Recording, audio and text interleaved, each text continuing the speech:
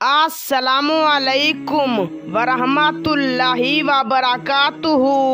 उम्मीद करता हूँ कि आप सब बहन भाई खैरियत से होंगे।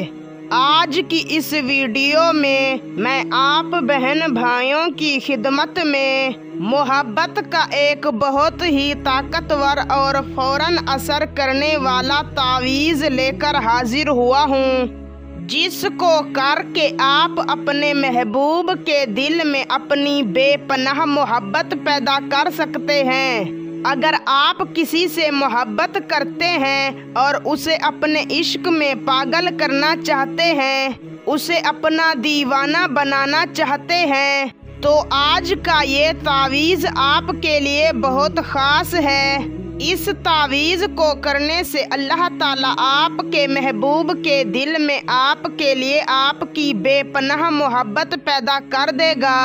और अगर वो आपसे नाराज है, दूर है, तो इस तावीज़ को करने के बाद वो खुद आपसे राबता करने की कोशिश करेगा।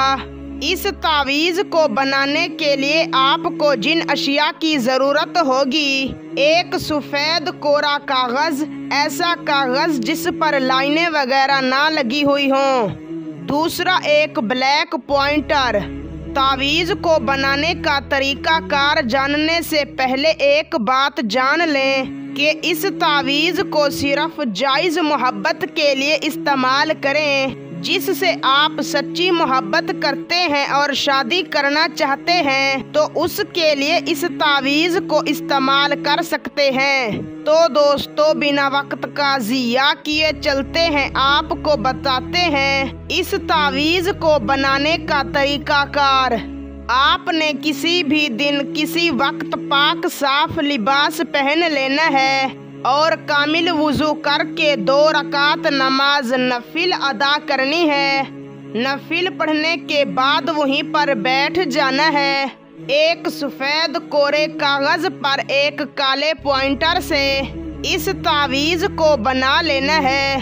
तावीज़ को लिखने की कोई चाल नहीं है, इसको सीधी तरफ से लिखा जा सकता है। तावीज़ बनाने के बाद नीचे सबसे पहले महबूब और उसकी वालिदा का नाम लिखना है और बाईं साइड पर नीचे अपना और अपनी वालिदा का नाम लिखना है।